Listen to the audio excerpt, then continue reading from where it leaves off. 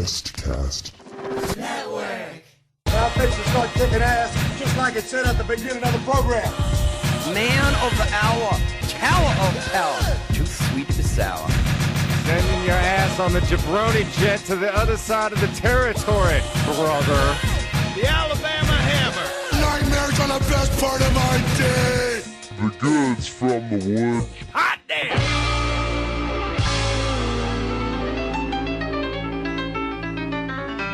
Welcome to the Goods from the Woods. My name is Rivers Langley. Pat Riley. This is a good night, man of the hour, tower of power, too sweet to be sour, bottom made of twisted steel, supersonic sex appeal. And today it's all about, hey, turn it down in there.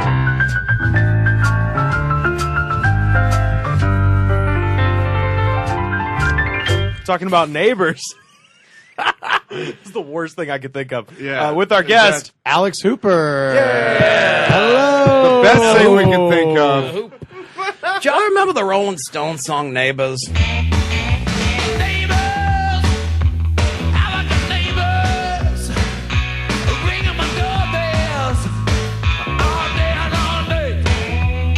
I believe from Tattoo You. It wasn't very good, like most of the songs from Tattoo You that weren't Waiting for a Friend or Start Me Up. But it was about neighbors and loudness, and it had the part where Mick at one point goes, "Neighbors, neighbors, neighbors, neighbors."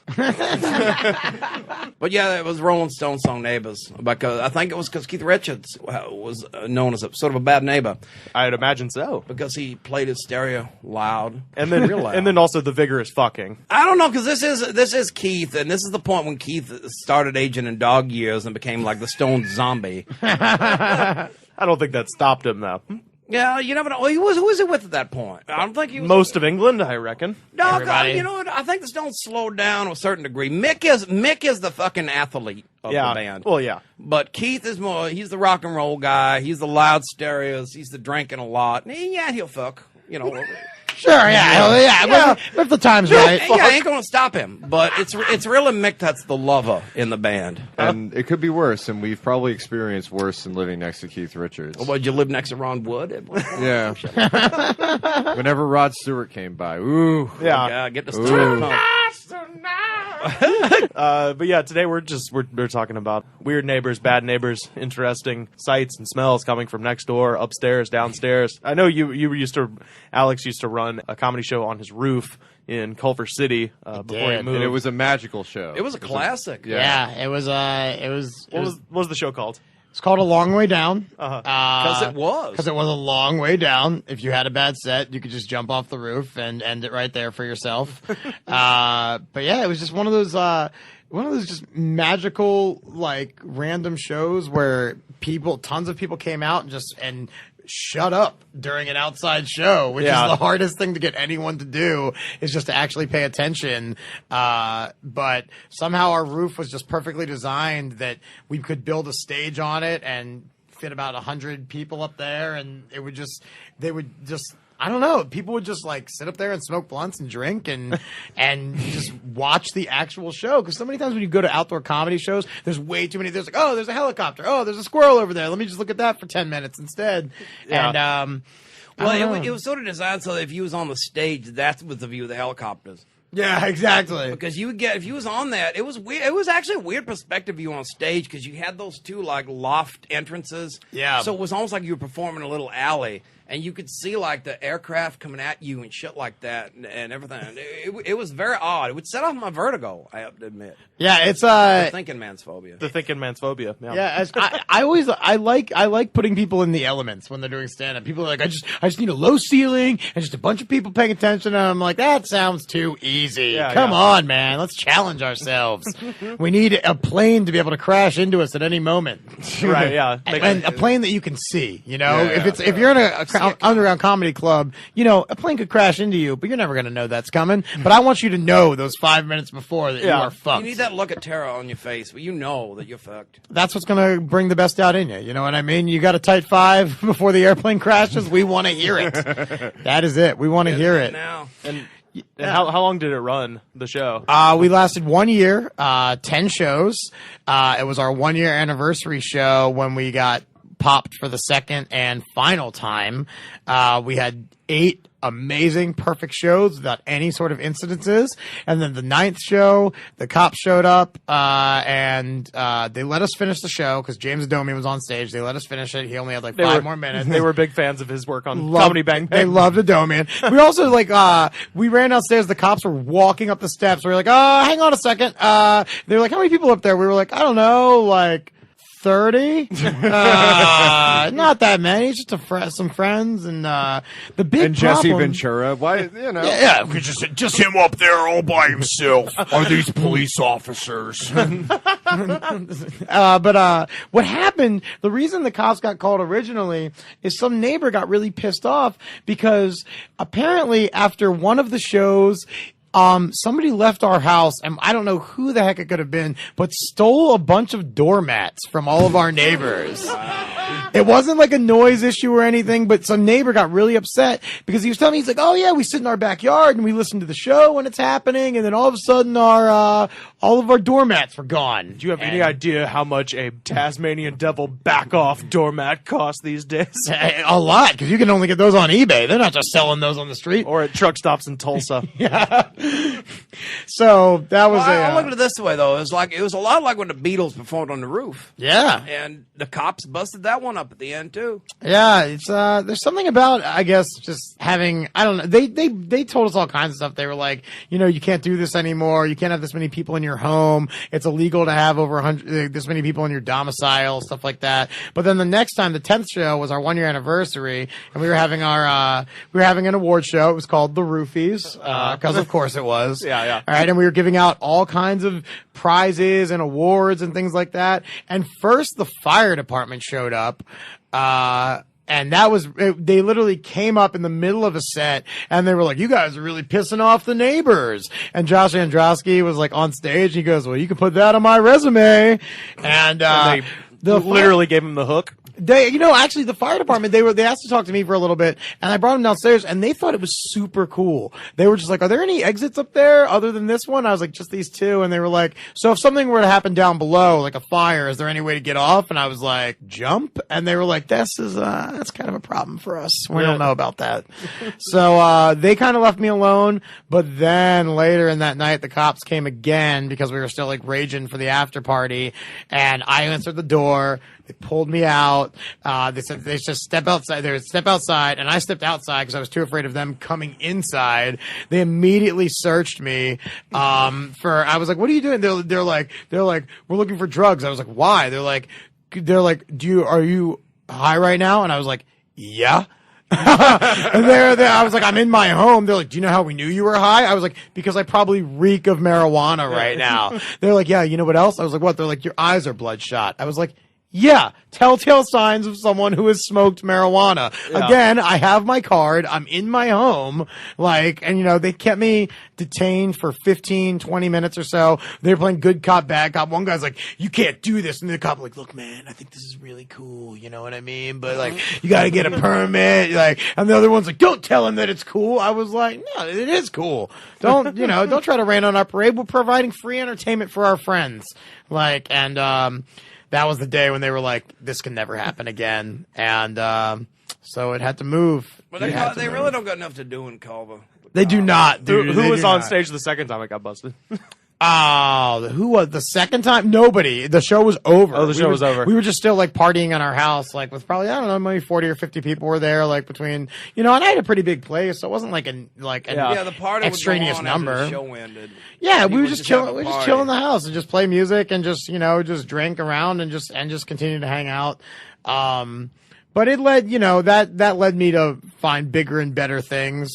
But I still, to this day, I love house party shows. I think they're so awesome and unique and just anything can happen and it's a very relaxed environment. And I've had people go man, why do you want you want a bunch of people to come to your house? I'm like, better than me going to a comedy club.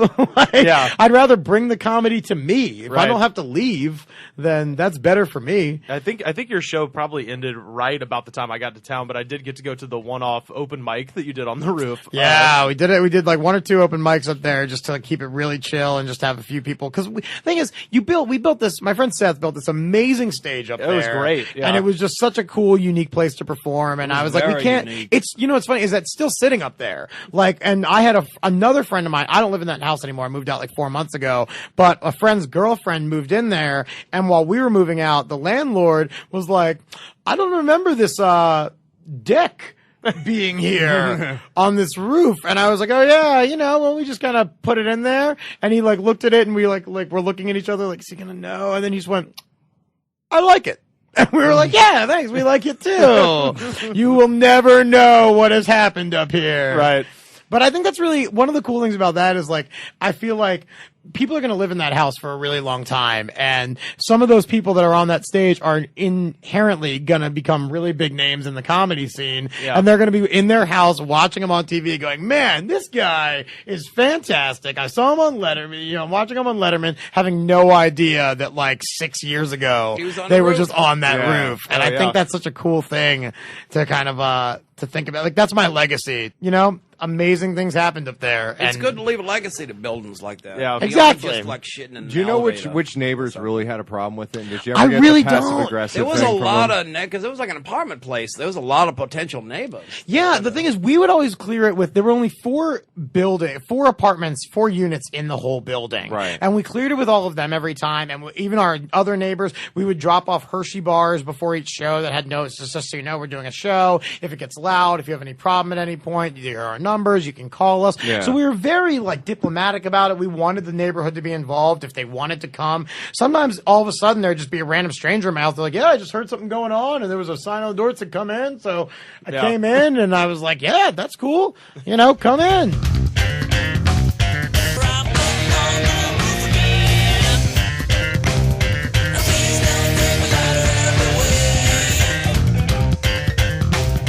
Can I tell you about one of my favorite neighbors I ever had? Yeah, please. When I was in college, I lived in Pittsburgh. I lived in this great house overlooking the city.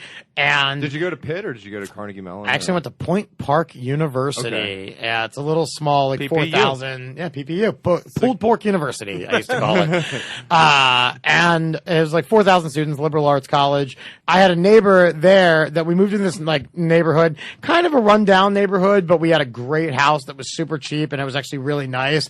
And I loved it because we had like this old black woman who was our neighbor, and her name was Maud. Yeah. And it was always kind of like my dream to have like an old black neighbor named Maud that I could like sit out on the porch with, like she would sit on her porch. Or something happened. B. Arthur as Maud as your neighbor. Or something See, like that would be pretty nice too. Exactly. It was kind of like that. She was my black B. Arthur. That's who she was. Everyone needs at least one of those in their life. Yeah, it was just one of those things where she was just like the sweetest old woman, but I just couldn't get over it. I was like, "Your name is Maud. Your name is Maud." And that neighborhood was really silly because later there was one day my girlfriend was watching Intervention and they were doing a thing all about DXM, like cough syrup pills and stuff like that. DXM, yeah. And there was this guy, and all of a sudden, like our neighborhood was very small, and we were like looking at this episode. My girlfriend was like, "You got to watch this." And like as soon as it turned on, this guy's right in front of our house, like just literally like right on the same block, like peddling, like trying to get prostitutes and like all messed up on DXM. And I was just like, He was trying to get prostitutes to do DXM with him? He was trying to get prostitutes to fuck him while he was on DXM. Because everybody I know that has done DXM has always tried to recruit people. Like they were recruiting people for the Jehovah's Witnesses. Like they were recruiting people to Is do that like DXM with them. robo tripping? Yeah, it's robo tripping. That's Yeah, exactly what it is. And Party drug. yeah, and they would Robitussin. just. I remember one time my old roommate bought some DXM on eBay, and he was like, we had an enchilada cook-off, and he was just walking around to just like random people, just like, "Hey man, you want to do this? You got to do this. You got to fucking do this." My guess is I'm probably the only one in this podcast who's ever done that, right? I've done it like 4 or 5 times. I did it when I was like 19. It fucks you. Yeah, I walked in. There you I go. walked in on the 2 guys. It was my roommate and the poor sucker that they got to do it with him, and they were sitting on the couch, and they were watching Blue Planet on the projector, and they were kind of like scratching a little bit and stuff like that. Yeah. And then it went to the blue screen because it was all done, and they were just staring at the blue screen. And 2 of my friends came in, and they were like, "Hey, how's it going?" And my friend was just like, "It's absolutely terrible." And the guy that had the DXM was like, don't tell them, then they'll never do it. And they're just like scratching because they've got like the bugs on them and stuff like that. And it's the hardest. Up, it is the hardest I've ever hallucinated in my life doing that. Like, you go into a different world and you can't, you can only understand somebody that's also on DXM. Like, you can have a full conversation with somebody that's on DXM, but if you try to talk to somebody that's not on it, everything's like, and the other person will be like, exactly, man. And everybody else is like, you're not speaking, but you get it. That's why you got to recruit people. That's it, because that's the only way you can talk to anybody. I did it the first time because one of my best friends, he was a perfect Christian all through high school, never did anything. I always tried to get him to smoke pot or drink or something. He never did it. Went to college, immediately smoked pot like the first week and got busted. So what did that lead him to do but try other weird drugs? Like he ate a thing of nutmeg and like and so he comes back he and just like bought an anarchist cookbook and was just like, "Have you want to try this thing with banana peels? This awesome." You know, Malcolm X used nutmeg in prison. Really? Yeah, it's in his autobiography. You make donuts and shit out of it. According to my friend that did it, like he did it one time, he ate an entire like jar of it. First of all, which sounds awful. Yeah, poisonous. If you have too much, it's poisonous. I'm sure it is. Anything too much is poisonous. But he said he was like it didn't do anything for 24 hours.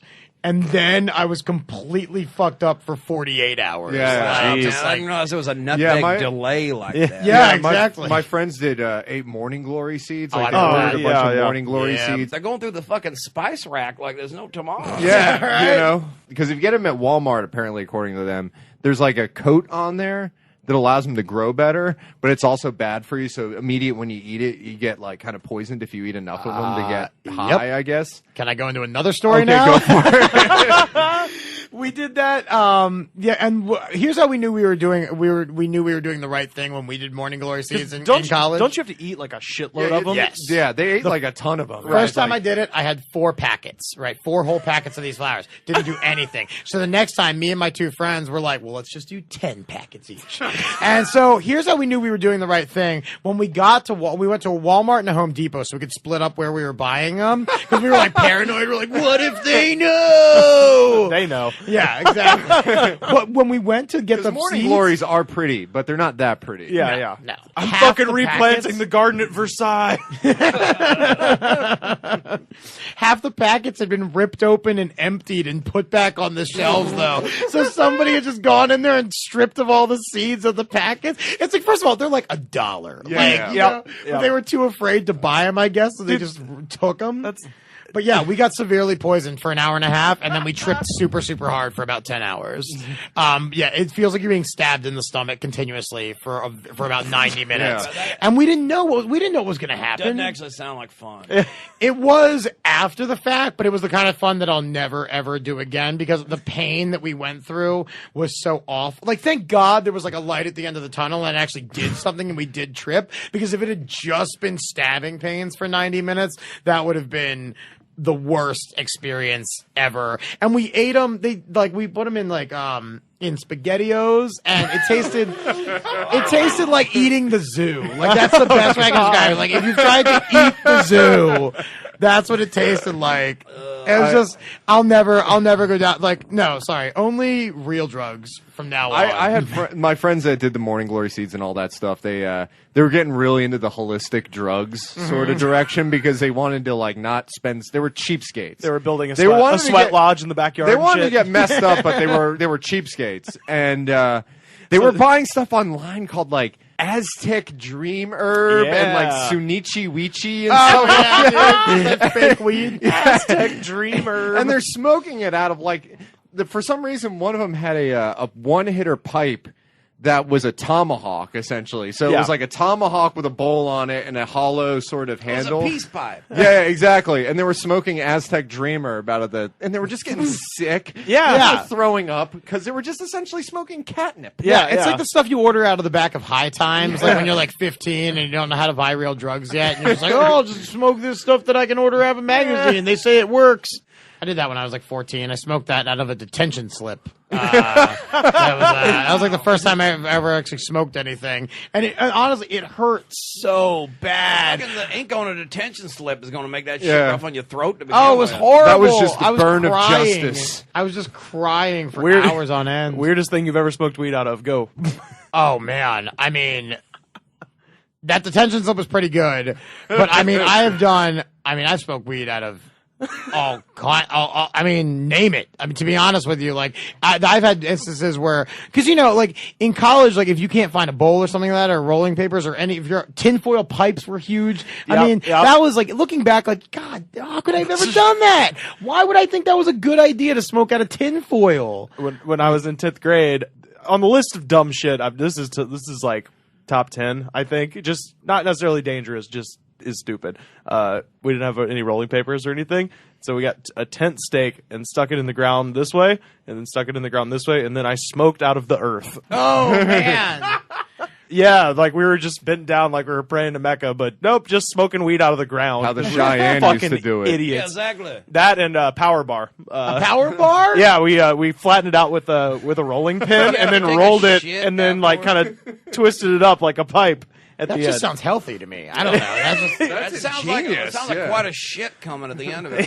We didn't eat it after. Well, I didn't eat it afterwards. Nerm Sturgis might have taken a nip or two, but not me. I made a bong out of a poster tube once, like a movie poster tube. And it was named. The bong was named Milo and Otis because that's the poster that was in the tube. Yeah. And like literally, like we just put one hole at one on one end of it, and we had another guy like clog his hand at the other, and it hurt so bad. Yeah. It was so much smoke that filled this tube. And just putting your face against this To thing. be honest, people will put anything in their mouth or in their body if it's got weed in it. It's true. Because people are like, yeah, I smuggled this shit over here under my nuts. And people are like, yeah, all right, let's smoke it up. I don't smoke pot, but I remember one time somebody couldn't find a bowl. Yeah. And I was just like, I'll make a bowl out of anything. Don't worry about it. And some guy that was drunk was just like, make it out of this broccoli. And I made them him a one hitter out of a head of broccoli. Yeah, we've done a carrot before. Yeah, it's just a matter of finding some place where they can put it, some place where it doesn't get ash in there. And You know, I some think place it that- helps if you smoke because you can always empty out some of a cigarette. Yeah, the other crazy thing that I remember somebody making, a smoking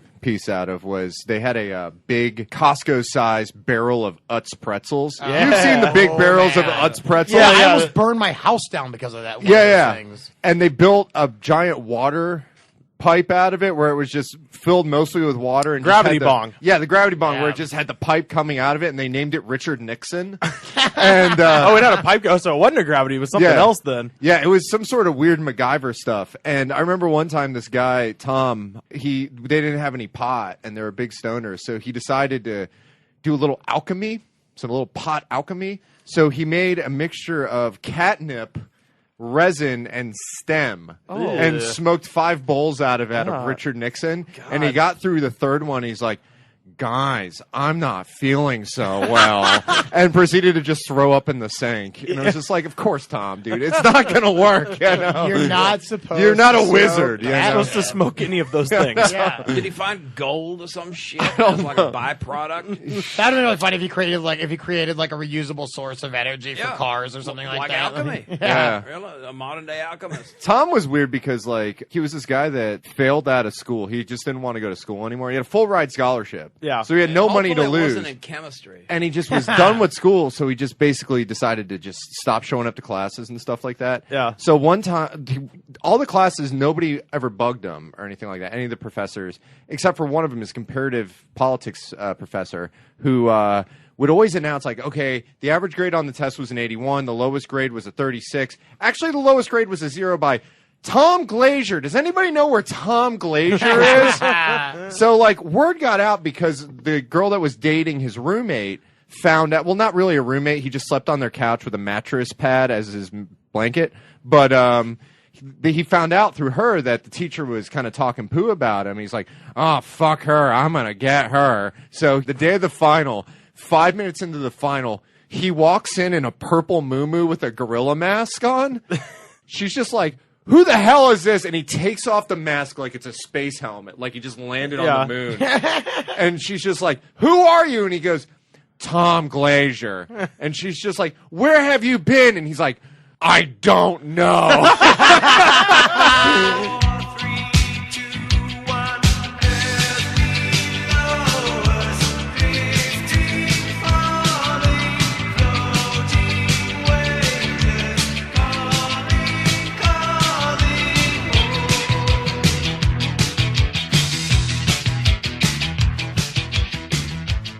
So right now where I live in East Hollywood, I have the scariest neighbors, and it's just drama every fucking day with these neighbors. Not with me, but I just see it going on. East Hollywood is prime for weird neighbors. Oh my Yeah. God. Okay, so what I'm dealing with is 3 generations under one roof, and we share a patio. And there's a sliding glass door on my side and a sliding glass door on their side. So just sitting in my living room can just watch all this shit unfold.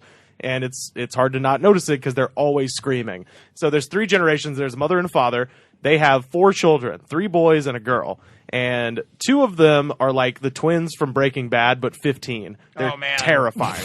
They're fucking terrifying. The third one is probably around my age, if not a little bit older, and is like a genuine crazy person. Like a real, honest to God, madman. And then there's their daughter, who herself has 2 daughters. And they are the sweetest little children you've ever seen, and she fucking screams at them all day. Like, literally, I'm just sitting in my house with all the doors and windows shut, and I can hear through my door just, shut the fuck up! Like that. And she riles them up. She chases those kids around the house before bed and shit, gets them all riled up, and then yells at them when they won't go to bed. And I'm like, you were chasing them around the fucking house. Of course they're not going to go to bed. So one of the twins from Breaking Bad, I don't know what the fuck happened to him a couple months ago. He just disappeared. So what I'm dealing with now is the older brother and the younger brother. And the older brother, like I said, is real crazy. And he just sits outside at night and all during the day too, and listens to the song Summer Nights by Little Rob. What? It's like his security blanket. Like, that song has to be playing at all times. And he's just fucking nuts. And he just sits out there and looks at nothing and blows like spit bubbles and smokes weed and drinks a lot. He's literally just sitting there. That sounds fairly normal. It's crazy. It's fucking crazy. You're a nosy neighbor, Rivers. This is so loud and all the time. Yeah, I know. I woke up the other day because I sleep with my window open, and I'm on the downstairs. I'm on the bottom floor. I sleep with my window open because it's hot at night. But when I wake up in the morning, I just hear shit going on. Like, the older brother walked out. And then you make notes of it and tell everyone about it on the podcast. Yeah. The other day, you're like J. Edgar Hoover or some shit. The other day, the older brother He's wearing a dress right now. It's hot. Woke up the other day to the older brother just walking outside and just going, "Well, it's a good day to die." I just heard that. Well, I swear to God. Maybe he was a Plains Indian or something. And I was like, what's out? And this is at 8:30 in the morning, and I like poked my head out to look out my window. There's no one out there. He said that to no one.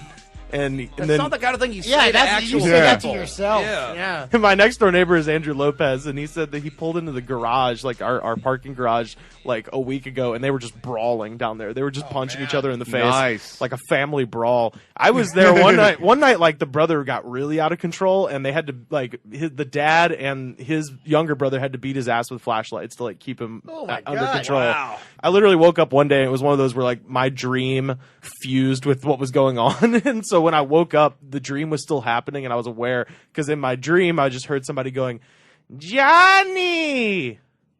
Johnny! Johnny! And I, like, woke up, and it was still going on, and I realized, like, oh, this is real. And I, like, look outside, and there's this girl, and the dad and the brother are all holding down the crazy brother, and he's just, like, foaming at the mouth. He's like, let me the fuck up, God damn it! And he was, like, trying to throw bows and shit, and they had to hold him down. It's real fucking nuts all the time. There's very little normalcy that happens in East Hollywood. Like, it's hard to be like, oh yeah, I really love my neighborhood. Like, oh yeah, there's some great restaurants, and it's very I do cheap love to my live in. neighborhood, but they scare the shit out of me. Yeah, no, I believe you, man. I have a lot of friends that live in that area, and I mean, I have friends. I have a friend that lives in the heart of Skid Row because he grows weed down there in like this like kind of like warehouse loft space. Yeah. But like every time I have to go down there, I'm walking through like Walking Dead Tent City, man. Oh, yeah. And it is just like, and he told me, like, I'm like, do you like living down here? He's like, of course I don't like living down here. Are you kidding me? This is the worst place ever I could live. It fucks up my psyche 100% of the day. See, I actually do love my neighborhood. We just have that family, And then we also have like a bunch of gypsies that live in a van. So you love your neighborhood, but you hate the people. Yeah, if we could just accelerate the process of doing what I'm trying to do, which is fill my apartment complex with just comedians, and I'm getting close to it. Gentrification through comedy. Yeah, no, there's 10 of us in there as of right 10 now. of you? There's 10 comedians living in this one apartment complex as of now, so we're getting there. How many more apartments do you need to fill up? Let's see. I mean, we have 3 apartments, and I think there's 10 of them, so we got like 7 to go. Hey. Yeah. Right. If you're a stand-up comedian, if you're looking for a place to live, and you'd like Please. to be spied on constantly by Rufus Langley. The Movies Hollywood. The best was one night they were brawling, like they were all just fucking brawling one night, and they'd been brawling earlier in the day, and I had seen that, and then I went next door and I was hanging out with Andrew and Luke and George, who also live next door, and while we were hanging out, we hear the brawling. Like, they'd been quiet for hours and hours. And then while we were hanging out, we hear the brawling, like, start back up. And we're all like, oh, shit. And I was like, yo, let's go in my apartment and watch. So we all run into my apartment and cut all the lights off. And we're just watching through the screen glass door. And they're just punching each other in the Did face. you make popcorn first? Yeah, you don't even need a TV. No, we don't. And we're just watching it, and it's so crazy. And then at one point, Luke Jensen goes, wait a minute. Their apartment's dark, too. If we could see them... That means, and we're all like, ah! We all scream like little girls and run away. Well, see, that you're not gonna have much action though if they're voyering you while you're voyering them. Well, that's the thing. There They were were people looking at each other eating popcorn. We just realized it'd be like a fucking funhouse mirror or some shit. We just realized at a certain point they're going to stop brawling and look over, and there's just going to be 4, people just staring at them from the other apartment. I mean, hey, if you're doing it with the blinds open, I guess you're kind of asking for it. There gotta be more subtle rivers. You should know that, being a perpetual spy on your neighbors. Yeah. You've got to be subtle about it. And they smoke weed all day. Well, you know what you got to do is smoke cigarettes, because when you're smoking cigarettes, it gives you that excuse to be standing outside people's houses looking in their windows. I mean, no, I just... Yeah, sure it does. Of course it does. It says that right on the warning label of the cigarette. That's the first- May cause lung that's the cancer first and also voyeurism. voyeurism. No, the first rule of spying on people is pretend you're smoking a goddamn cigarette. Right? Even if it's just a pen that you had in your pocket. Yeah. Just suck on that it's, thing. it's a fucking one hit. or you're looking at a watch or something, Yeah, you got to have an excuse to be standing out there. Well, I mean, my apartment, of course, I don't get any phone service. I have to go outside. So I could just stand there and pretend to be on There the you phone. go. Yeah. Oh, that's true. That's a new one out, the cell phone. Uh-huh. Smart, River, smart. Yep. But I don't even need it. They're so goddamn loud. I can keep sit files in the on them? AC. Do you keep files on them? Do you type them up and put them in a filing No, cabinet, they're or do you all- have them online? They're on a all up spreadsheet here. or something. They're all in my brain, in my head brain. What are you saving it for? A bit Like eventually. at the A bit, police yeah, of something? course. Or you like, I'm chasing down the bit. I love to think of you watching the misery of your neighbors and me just think, I'm going to make this really funny. well, you can't say he doesn't do a lot of research. I mean, I'm chasing it down. Basically, what I've got now is that there's the old crazy one who's big, and then there's the tiny little one who thinks he's a badass. So what I've been saying is like, there's no other way to say it, guys. There is just a cholo of mice and men happening in my backyard. It's better to have good-looking neighbors that do sexual things. The other It day, really is. oh my God, the other day I woke up and the little one was looking in his bedroom window at his own reflection, and he's just like making handguns, and he's just like, boom, boom, like pretending to shoot. It was. Well, who hasn't practiced the Yeah, odd seriously. gang We've gesture all or done something in that. front of a mirror? Yeah, I don't know. Yeah, You need good-looking neighbors that just try on lingerie and shit like that. Yeah. like Don't this we movie, all need that? Yeah, like this movie I saw on the Spanish channel, and then all you got to do is be the fella that's working on the roof, and you go on the ladder and you fall off of it. Like right. Well, they were out the there. movie I saw on Telemundo. They were out there burning paper the other day, just a pile of like loose leaf paper. Well, people used to burn their trash in the yard. Yeah, but we have curbside. They don't know that, maybe. I don't have to like be secretive. They're so loud and boisterous that I can just be living my life and still Maybe they're catch baiting everything you. Maybe that's going let's on. get the funny man to look out the window again. Point is, real scary neighbors. They're Scary neighbors are pretty bad. they're to a have. fucking hot mess all the time. Keep the top on drop, all the girls looking hot, hit the photo and we just don't stop. Party until the morning light. Ain't nothing like that. I love listening to like people fight, neighbors fight, and stuff like Yeah. that. Like it's one of those things where there's something about it where I like the idea of like the big earthquake happening and like mass chaos and something. Like, I'm not saying I want it to happen, but like every time I feel a little earthquake, I'm kind of like, is something really like, is this going to be something really I have to really defend myself for? Like, am I going to have to collect some canned food and go out in the streets like Breaks up the road monotony. warrior? Something like that. I don't know. And it's good to know who you're gonna have to fight first. Good night. How would you deal with the big earthquake? Oh, easy. Get a shotgun. If you get a shotgun, you can deal with anything. Provided the earthquake does not bring the building down on me, you get a shotgun, and then you can deal with all comers and all kinds of shit like that. I mean, fuck, I've dealt with real earthquakes, and I just kind of played Nintendo through them. So if the big one ever came, as long as my TV was still on, I could still get Sanford and Son. I'd probably be all right. That's all that matters. Yeah, I got my Sanford and Son. If I got something to eat and maybe some cigarettes and a shotgun, you're all right. Who's going to get you? For how long are you all right? Well, is this an earthquake that destroys civilization as we know it? If that's the case, we're all generally fucked. But if it was one of those kind of situations, then you just steal a cop car and you becomes like the Omega Man. You go around like to old Walmarts and shit looking for food and ammunition and shit like that and looking for the last women on Earth. And you tell every one of them that she's the last woman on Earth so that, she's got to pretty much has to at that point. You could lead a fun life in a post-apocalyptic situation. Well, what if you didn't have the Sanford and Son?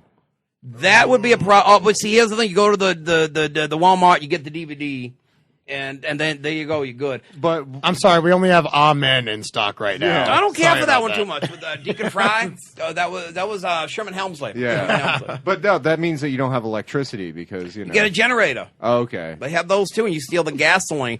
The real and then problem you get comes, the Sanford and Son. Well, but the real problem with any post-apocalyptic situation comes in middle age when you get something like a heart condition or anything like that. You can't get a doctor or medication, right? And then you start to drop off earlier than you normally would. But before that, it could be fun. And if you like me and you like a lot of times, your own company, you could be pretty good. You could really make a go for it in a post-apocalyptic world. I think you would be great. Out of any of us, I would put you. Thank you. I appreciate it. I would put you above to last the longest out of all of us. I'll just go down to the 7-Eleven. What do you call it? CVS, Walgreens, or whatever. Just make sure I get my fucking blood pressure medications. I'm good for the rest of eternity, until death comes find me. And I'll just look for women, and tell them, it's a post-apocalyptic world.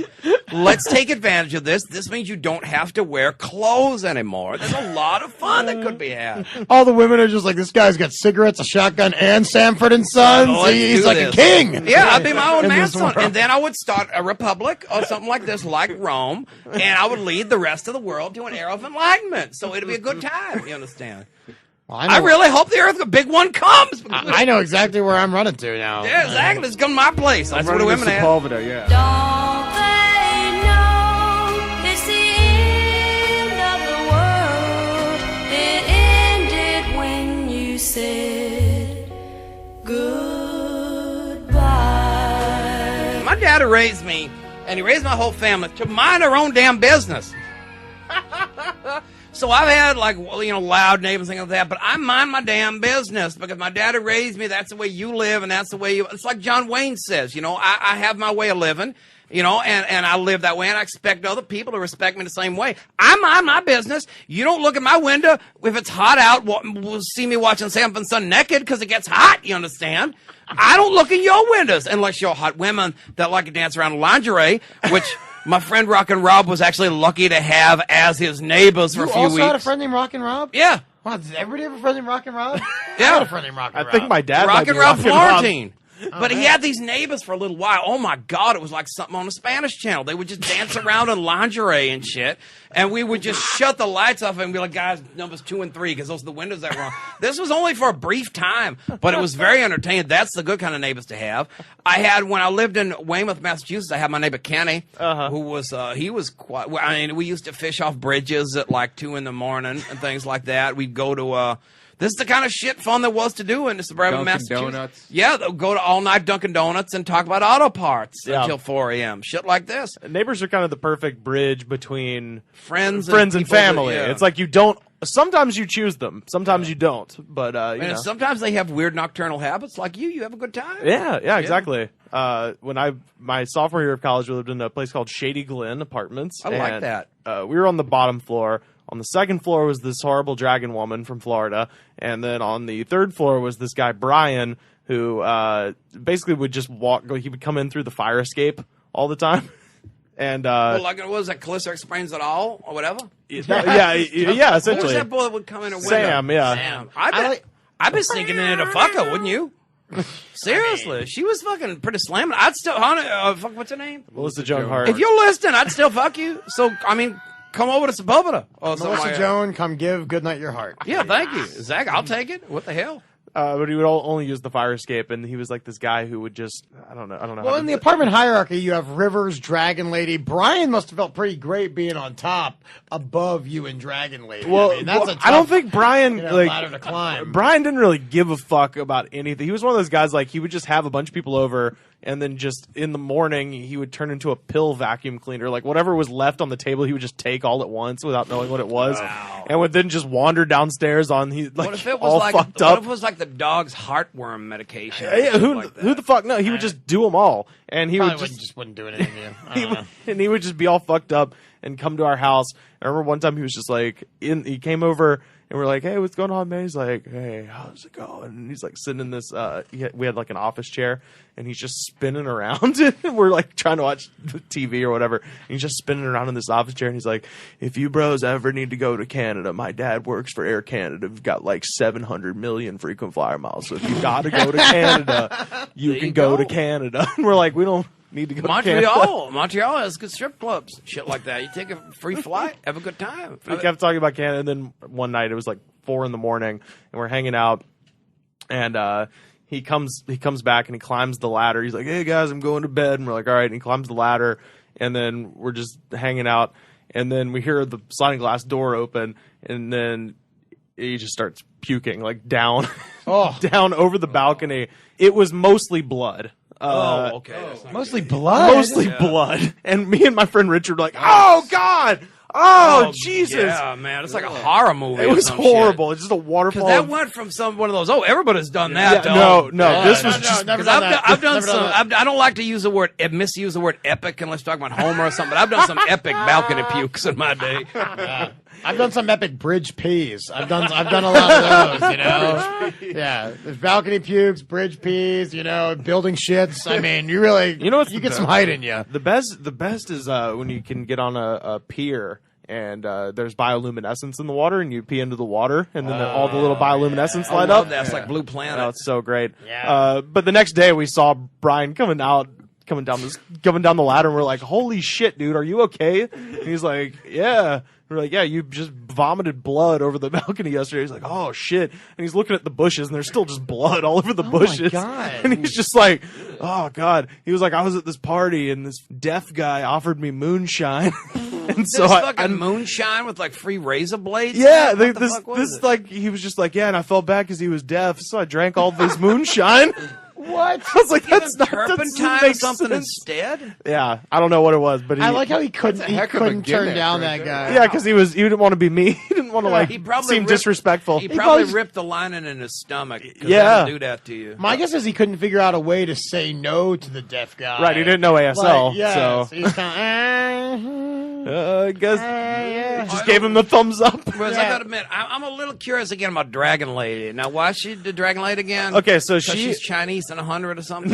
no, she and you know what? I called it. No offense, Pat. I called it that she was from Florida. Yeah. Like the week she moved in because That's cool. You know, she gets it's easy the to figure out. because she had a fucking cement statue of Spuds McKenzie on her balcony. Yes! That she put plastic sunglasses and the Bud Light bandana on the statue. When she moved in, the She must be statue. royalty. She She must be the Baroness of Lakeland. Jesus. Because everybody, we knew a guy that had one of those. yeah, Spuds with McKenzie. with the glasses and He- shit. yes. Well, did he have the terrier, the actual dog, or did he No, have it was a plastic one? statue of it. Yeah. Oh my god. Yeah. Oh. This guy Alonzo, he had it. He, Yeah. so she moved in with that, and she had like 1,000 wind chimes. You have to understand, this is a very small balcony. Yeah. Very small. It's probably a Wind very chime's very, mellifluous very one, Florida. though. And Yeah, she had so many Not as good as goddamn Pinecoast. wind So you chimes got like and a wind wind socks. symphony. She had so many wind chimes Well, and wind socks. Every time, you know, it's a little bit of a squalor, and I think you got a little bit of a, you know, a wind So symphony. how is she a dragon lady? Like That NPR. sounds She, awesome. just because she was, Fly into the night. she'd walk up and up the walls and stuff. She breathed fire. Yeah, no, she was just very pissed at us all the time for and honestly, you know, for college kids, we led a pretty demure lifestyle, I think. Like we would have parties, but we were like assholes. So we were just like, you know, fucking don't tell anybody, but you're invited. That was our kind of parties. Like we had maybe 2 parties that I would classify as like, kind of out of control. Fucking, you're messing up her sonic feng shui with the parties, man. Well, it wasn't even I don't even think she was there most of the time. But when she was there, she was like complaining about shit we did, and then one night we were down there. We weren't even we were painting. I remember because we were those kids. We were like, yeah, let's fucking paint. So we were all hanging out. We were painting, listening to Odelay by Beck at a reasonable volume. I remember the record because she comes down, and then she came downstairs. She's like, it is 8:45, and I hate the Dust Brothers. She came down and was yelling about it. She was just like, it is 8:45. It was already not that loud. So in retaliation, she turned on Shake Your Bon Bon by Ricky Martin as loud as it would go, and then began jumping around the room. Like, you could hear it, like, over the floors. Like, she would just start in one place, and then, boop, and then it would be in another part. And she was just she going around you stomping. Off. She was just real mad, listening you to Shake Your Bon Bon, Shake Your Bon Bon. Like, that was going on. Is that supposed to be a punishment? That's awesome. That's what she thought. She was like, and we were like, we don't care about this, and you're going to run. I'll show you, motherfuckers. Yeah, right. It would have been great if she came back downstairs. You're all wearing like sombreros and like salsa dancing. Yeah. Just like, this is the best. I love Menudo. Yeah, we're all just I remember what Brian had a keg party one night, but then fell asleep before anybody got there. Sounds like the beginning of an SVU episode. Brian was like passed out on the floor.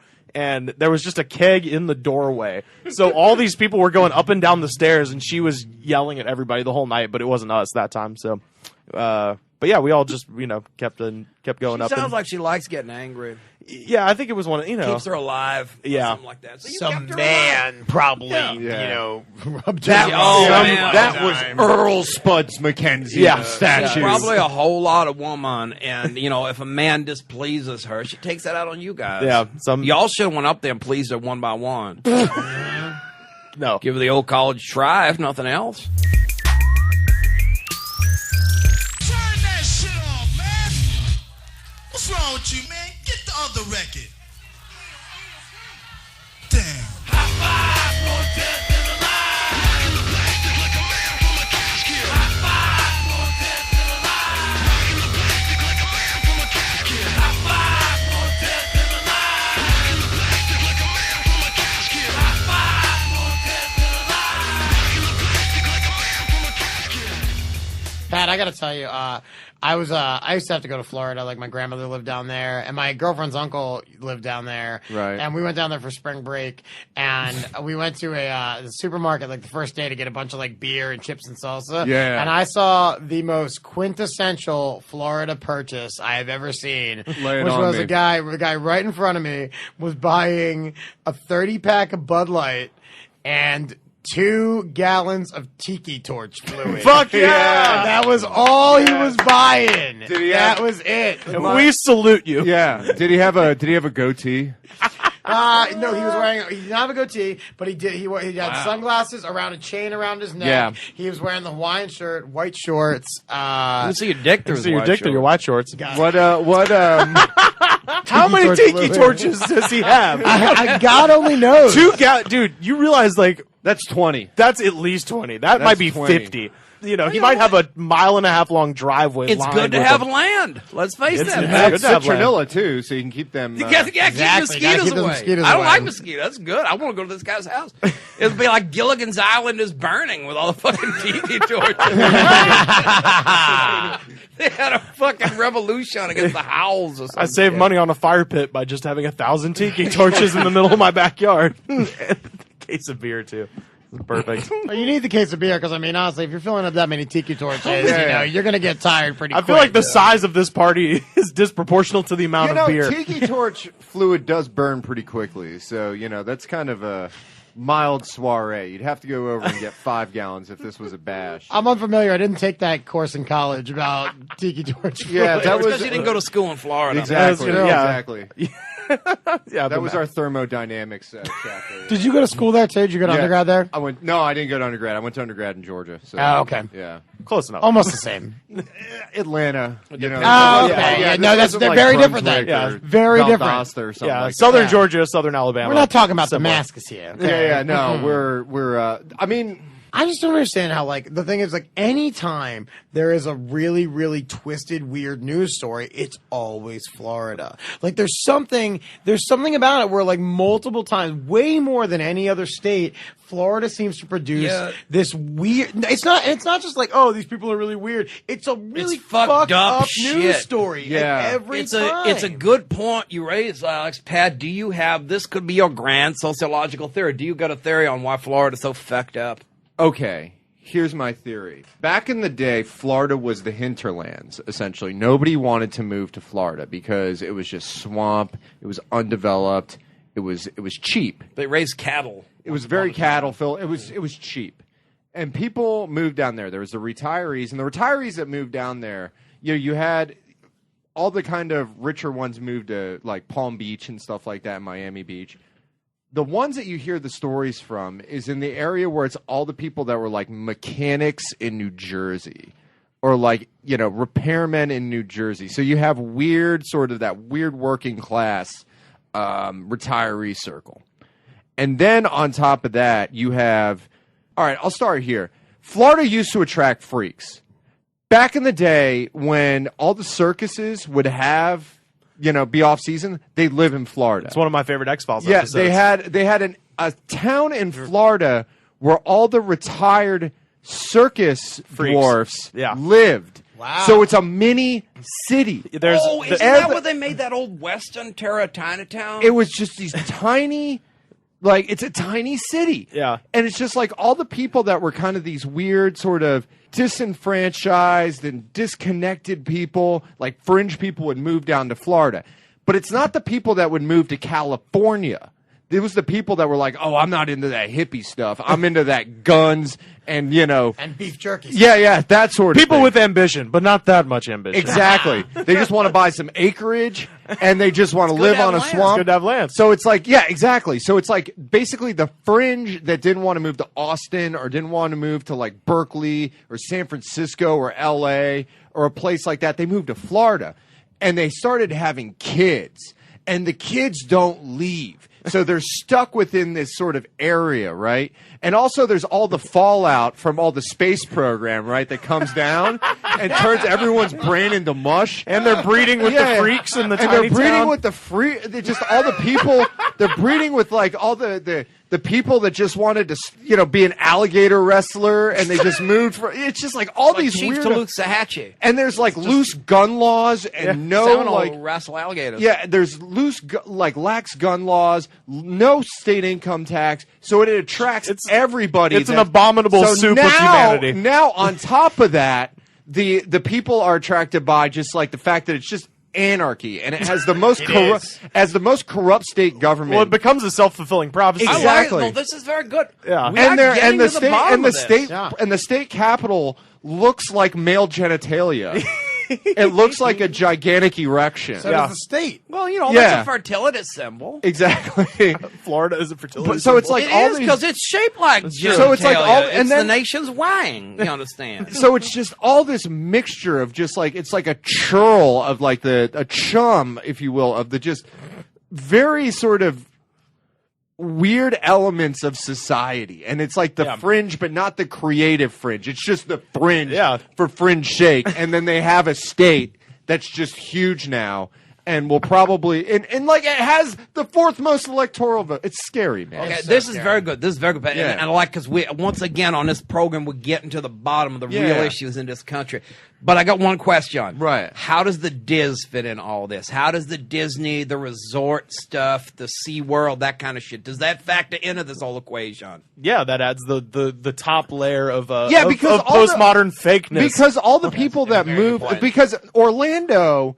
Part of Orlando is just like the world's lamest Vegas. Yeah, totally. And it's not like a lame Vegas in the way of Branson, Missouri is. Branson, Missouri is senior citizens Vegas, where Yakov Smirnoff is and, Andy Williams. This is just lame Vegas. Yeah. Where they have all the Vegas sort of veneer and just all that sort of thing like that. So but I think the thing is that that's sort of separated from Florida. And in a weird way, it's kind of a mecca for all the other sort of like rednecky people across the world to go there, and they go to the outlet malls and just buy a bunch of stuff. Yeah. But Orlando is a messed up place. Orlando is like the worst city in the United States. In what way? The traffic there is terrible, despite the fact that there's only like 250,000 people that live there.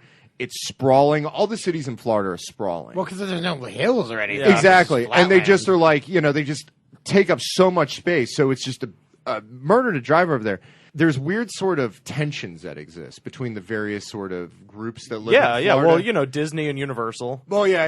Hey, Well, I was getting to more of like That's gang shit. Hey, you're talking to a Mickey's like, Universal "Represent, employee guy. motherfucker." Look out. King Kong and Mickey fighting in the it's just streets. like But you're I'm saying you're West Coast Universal. Yeah, They East Coast. Jaws versus Ariel. the thing is that you never Indiana Jones. you never hear any of these weird stories coming from South Florida. They never really come from South Florida. Yeah. It's usually from Central and North Oh, Florida. yeah. Well, Central, there's and nothing. Central is just like nuts. Nothing. There's nothing there. It's a cultural vacuum too. So Yeah. there's no sort of arts or anything like that for people to get into. So they just really get into like methamphetamines and OxyContin. Yeah. And just, naming their city Howie in the Hills. Yeah. And then Prescription North drug Florida, abuse as a substitute for culture. and then North Florida is just like super redneck. Yeah. North Florida, like Jacksonville, Florida is like one of the weirdest cities in America because it's the biggest city area wise, and there's 1 million people that live there. But I dare you to go to a city with 1 million people in it that has a ton of trailer parks. Yeah. It's like so many trailer parks there, and 1 million people. You drive through. There's no trailer parks in Chicago. There's no trailer parks in Atlanta. Yeah. There's like maybe some trailer parks in Glendale, but there aren't trailer parks in LA. And there sure as hell aren't trailer parks in New York, but there are trailer parks in Jacksonville.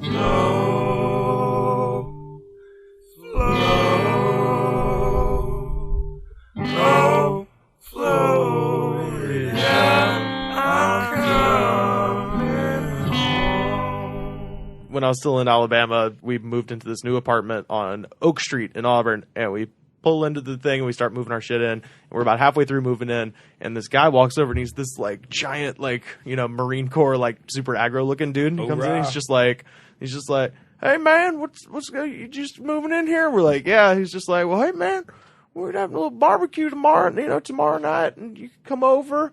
We're doing all, we're going to have a bunch of girls over here. We're going to do a little cornholing, and it's going to be real fun. You can come on over." And I was like, and I was not aware that cornholing was a beanbag game. I was like, okay, man, whatever you're into. That's fine. What's with his beanbags? We were going to drill some girls.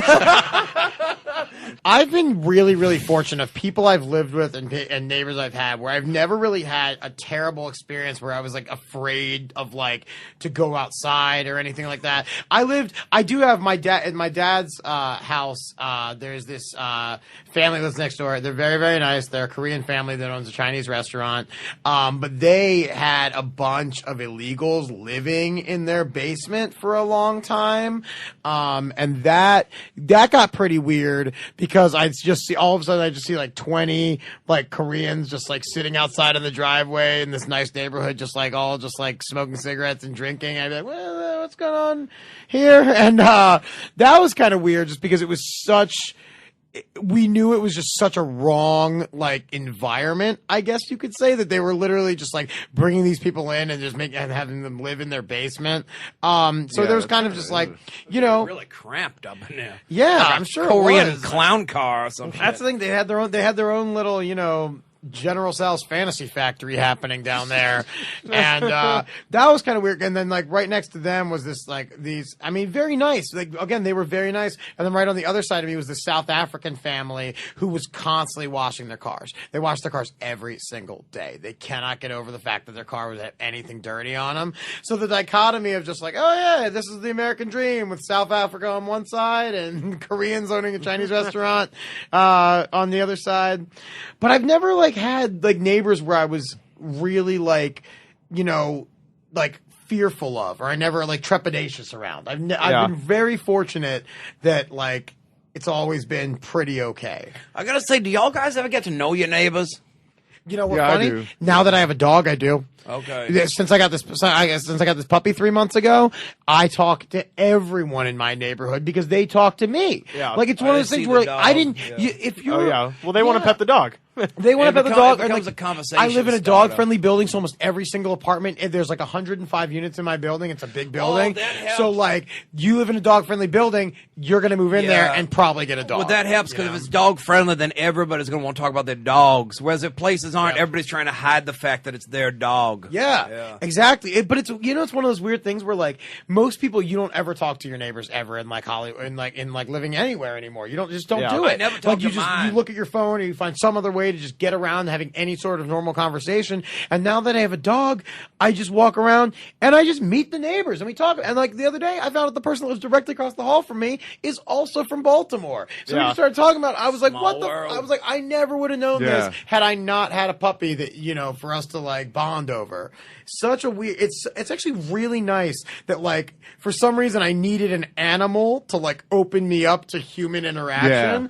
But there's something about it that all of a sudden I know the people that are directly around me. Yeah. Instead of having it just be like this like. And it's great. It's a great feeling, you know. It is a great feeling. I'm forced by circumstance to keep very quiet with my neighbors and all that shit. It's best nobody knows who I am or where I am, except maybe the odd women that get chosen to come in the house. But other than that, I need my privacy. There's something great about, especially in LA, you know, because LA is a place where you don't really get to know your neighbors. Because No. like in the South, you have like porch culture. Yeah, yeah. Where you just hang out Yeah. on your porch and people would just come over and you're just you know, Yeah. drinking, kinda listening to can't music and avoid stuff. it. Yeah, it's great. The guy comes by dragging his lawnmower and he comes up and has a beer and you Yeah. just talk to him or something. But my neighborhood that I live in now it's a very interesting neighborhood for the city because it's kind of on the juncture of all like of South LA and Koreatown and you know Miracle Mile and stuff like that. Yeah. So it's just like a mix. It's like a perfect sort of mix of different like you know it's like a quarter Latino, a quarter African American, a quarter white, and a quarter Asian. And people have lived in my neighborhood since like the 60s. Yeah. Like it's just like people grew up there and they live in the same neighborhood. And it's just like everybody knows each other, and you just you know talk across the street about football or something like that, and it's really cool. And I remember one time somebody had hit and run somebody's car, and my God, the neighbors all like poured out of their like houses, and it just turned into this big just vigilante search for this guy that hit was the car. a Like posse people was were rounded up. Yeah, people were getting in their cars and just like speeding around trying to find like this guy that hit this. Do like, not rip nothing off and pat. yeah, it. if you were driving a navy blue Jeep Wrangler, Don't fuck with Miracle Mile, you were motherfucker. done. You were done. You know, your car would get dismantled. Yeah. I think it's a really beautiful thing for you to talk to the people around you and think, especially in a place like LA when the neighborhoods are so diverse and like there's so many, literally every single type of person in the Yeah. world is here. Which is awesome, yeah. It is. It's fantastic. And it's just like, it's sad that like people don't want to talk to each other more. Like the other day I was just waiting in line at Chipotle and I didn't bring my phone with me. I just walked over to Chipotle just to bring my phone. I was the only person in this line of like 10 people not looking at my phone. Yeah. And I literally just wanted to scream out like, you know, just random Facebook status update. Like Yeah. just talk Yeah. to me. Like does anyone want to? All right, that's fine. It's like you know, God, just anything. Yeah, to I'm avoid weird. it. Yeah, I'm weird into that sort of thing because, like, when I lived in New York, I would just hang out at the bodega because I was just like, this is just something I gotta be around some people, you know? Because this Yeah. is just like, especially in New York, where it's just like everybody's there, but it's like so impersonal and so kind of just shuttered off from everybody else. But you're so packed together. It was just like hang out in the bodega, just drink an Arizona iced tea, and just talk to the guy behind the counter about, you know, whenever he gets robbed, you know, it's just like, you know, We're so afraid to open up to anybody. Like it's really I love like the thing is like I love the technology of where we are now with phones and everything like that. But my God, man, it is horrible what it like I can only imagine like 4 generations from Oh, now. yeah. Like, you know what I mean? Like what their attention span's going to be, what their social skills are going to be. I can't like, even fathom some shit like that. I can't either. There'd be like a fish that's mind resets every 10 seconds or some shit. That's exactly what it's going to be. Like, there's nothing. I'm already like, you ever find yourself, you're watching TV, and then all of a sudden you're just looking at your phone, and like you missed what happened in the last 5 minutes of a show that you really wanted to be watching. You're just like, what? Have you ever did had do? your TV on in the background and you got like a laptop open in front of you while you watching TV? Oh man, yeah, and you're on your phone. Yeah, it's insane. Yeah, it's just so much media all the time. And it's only been a short while. I guess it's been a gradual process, but I mean, iPhone came out 7 years ago, right? Something like It's that, only yeah. That's it. That's all it's been since people have really just been looking at their phones. But I mean, it's been a while. I mean, once upon a time, you could have your TV and your radio on, or have multiple TVs or something. I mean, I think it's been a gradual process for society, but technology has really accelerated the bad habit parts of that. I Yeah. mean, out the ass. And once, if something like Google Glass becomes a norm, then literally you're never talking to, you think we're having a conversation right now. It's like, actually, no, I'm sorry. we'll I'm be watching living in Sanford and Son. We'll be living in the fucking lawnmower, man. When is the critical mass of douchiness going to hit when Google Glass does not become something that we make fun of? I don't think it'll ever. Have you guys actually put it on? No. That's right. Didn't you play test some shit like Yeah, that? I got to play test Google Glass. It's so stupid. Was it better or worse than Nintendo Virtual Boy? Oh, well, that was something else. That was the Oculus Rift. Oh, okay. That was a whole different thing. You got to do Oculus Rift? Yeah, That's cool, so man. if you I hear it's don't pretty cool. Oculus Oh, Rift, a couple of people here done it. yeah, I've never done it, but I have friends that have. it's just a video game system you attach to your face, and you can't see Like anything. a sleep apnea mask. Yeah, it is literally. It's a sleep apnea mask. And it kind of looks like Macho Man Randy Savage sunglasses. No, that's Google Glass. This okay. looks like in Jurassic Park where they're taking the tour and it cuts to the guy. It goes, "We use virtual reality machines, thinking Dinosaurs. Well, the guy goes, "Thinking machine supercomputers," which is my favorite What phrase. was that motherfucker's name? Mr. DNA. I'm Mr. DNA. Dinosaurs. Yeah. Hello, John. Hello, John. Hello, John. Hello, John. Hello, John. It looks like the thing that I'm just waiting for an open mic comic to be named Mr. DNA. But Who wasn't wearing Sound Google like Glass? he's ejaculating all over the But place. it looks like that What's up, virtual I'm Mr. reality DNA. fucking headset the guy is wearing to like organize the so you just attach this thing to your face. You can't see anything. You can't hear anything in the real world. You're completely immersed in this thing, and it's scary because when you fall off something in the game, it feels like you fucking fell off something. Like, Well, you know what? I think I've noticed here, just when we're talking about all this shit, is a certain concern with everybody, a certain lack of community in the modern world, and technology just making that, accelerating that.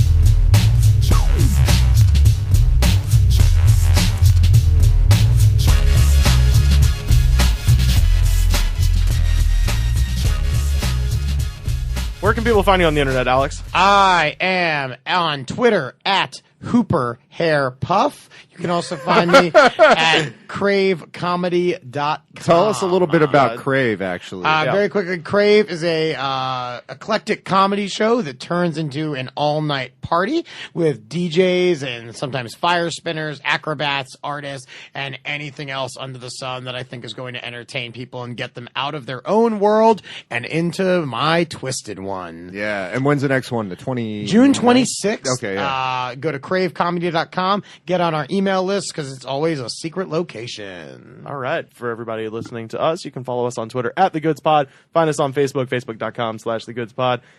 Next episode, Pat, you're not going to be here. Yeah, I've just Either way. murdered Pat. Everybody. I'm getting married next week, so yeah.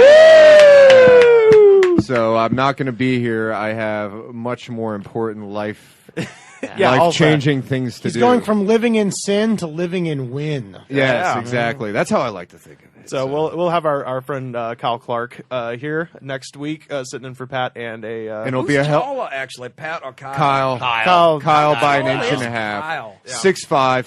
Yeah. What are you, 6'4", I'm Pat? 6'3.5". So. Yeah. See, you can't see that on the radio. Yeah. But I'm Pat actually is tall. 7'4" for those that are Yeah, listening. but Hooper's huge, and he's got the Andre the Giant hair on top. That's of right. That, so That's it right. adds a But the couple thing inches. is I weigh 563 pounds. So yeah. So get the forklift out. I got to get out of the building. That's so. right. So so we'll see you next week. They call it Disgraceland for a reason. We'll hear you next week. Ooh, I wanted to play this. Lee Baines III and the Glory Fires. They're from Birmingham, and they just put out a fucking awesome rock and roll record called De-Reconstructed. So hear a track off of that to take us out, and we'll see you next week. Bye.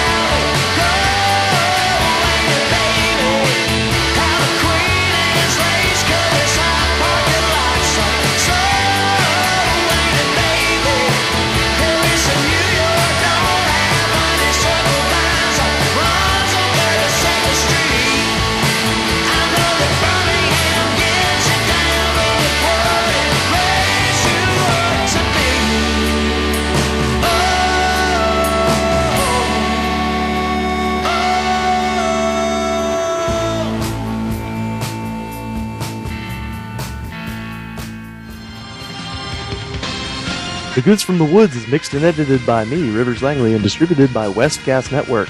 Our theme song is composed by DJ Smiles. You can find him online at djsmiles.net.